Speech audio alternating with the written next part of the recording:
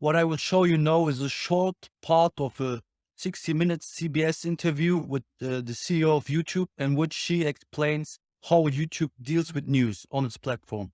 This interview is very important for the rest of the video. And of course, like someone out of their garage can upload a video and say their point of view about what happened with the news. But we're not going to recommend that when there's a breaking news event. We're going to recommend companies that we know have a long tradition of delivering reliable news. I think many of you already know this interview because it was talked about quite a lot. Basically, what she said was that YouTube prefers the traditional media over other sources because, well, the traditional media is basically traditional media, and that fact alone is enough to have the videos monetized and to have them displayed more to users. So this is basically done to prevent people from spreading misinformation and from making money with it.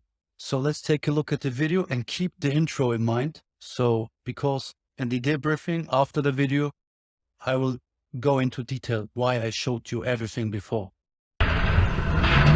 Прикрывайте, погнали, блядь!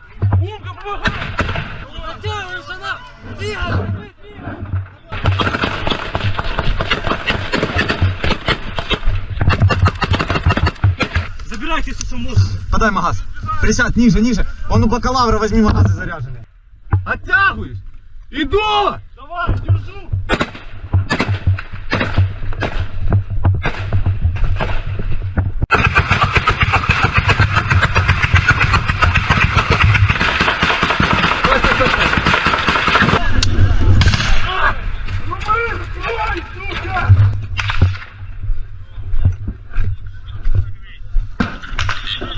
Вот он наши ебашит, мы побежим, они нас запиздуют. Как же группа Янчика, блядь. Оттягиваемся по команде!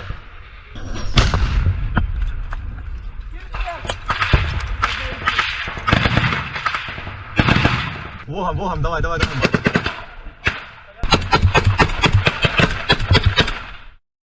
The video was uploaded by The Sun.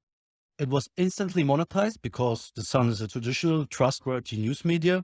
The title of the video is First-Person Footage Shows Pro-Russian Fighters Firing Rifles in Bakhmut.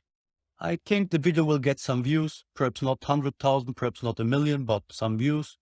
But there's a little small problem with the footage. These guys, The Sun claims are Russian fighters, are in fact Ukrainian fighters fighting for Ukraine. We can't even tell which unit they belong to. They're part of Azov. Why can we know? Because Azov uploaded this video to one of their official Telegram channels. So how could this have happened? Even if they haven't done it on purpose, but they definitely have not. So they simply didn't care and didn't check the sources well. But how could this happen? Well, the answer is pretty simple, but gives some kind of antitrust vibes. Okay? So if you look at the screenshot in the top left corner, you can basically see a branding. It says Newsflash. So what or who is Newsflash? Newsflash is one of the many third-party licensing companies that are out there on the internet. What these companies do is they have submit buttons on their web pages where you can submit them footage for a small amount of money. So in exchange for the like $50 you get per submission, you assure them that you have all the commercial rights to the footage and give them all the commercial rights so that they can sell it for much higher prices to channels like The Sun. Well, while this is by no means a fully bulletproof protection against claims, it is at least some sort of paper these companies can hold up if a claim happens and say, hey, look, this person living there has sent us this, and yeah, go to this person if you have any legal issues. And even if you try to take on the company, well, they will basically say, hey, we are a multi-million-dollar company that's basically owned by another billion-dollar company in most cases, and you are actually nobody, and yeah, try to take us on. You know, you get it? While this is basically a total legal business, the problem with this is it's easily abusable. Like, people can just submit footage there they found online for a few bucks, so they actually have no real rights. The companies can even submit the footage to themselves under a false name. And as said, they have this little legal protection. And when it comes to war footage, most people do not care anyways, since first of all, people don't know that this is happening.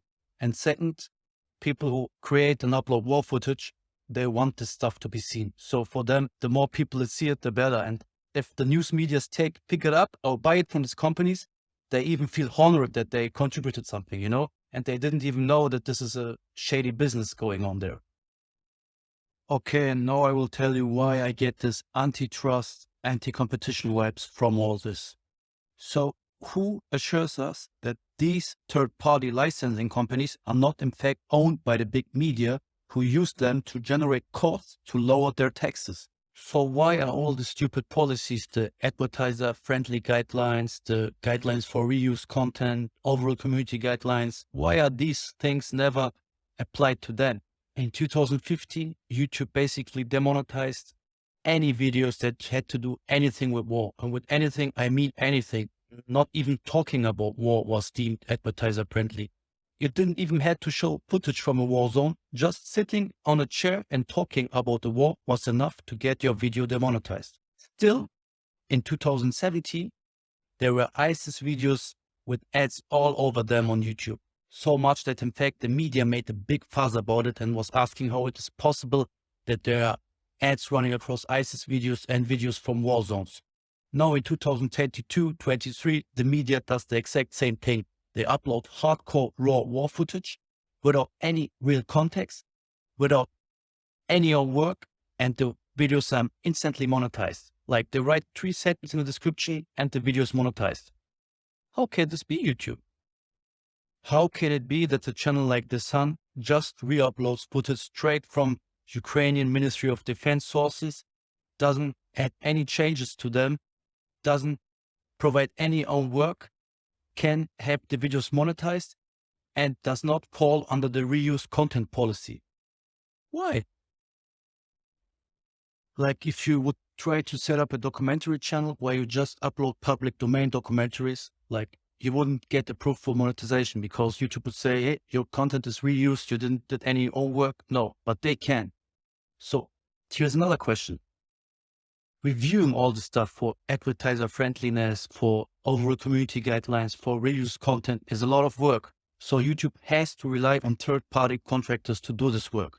Now, who can tell us that these third-party contractors are not in fact compromised by the big media or other shady entities who often run own channels and want to kick out their competition? Who can assure us this, YouTube? Guys, this is just my opinion, but think for yourself.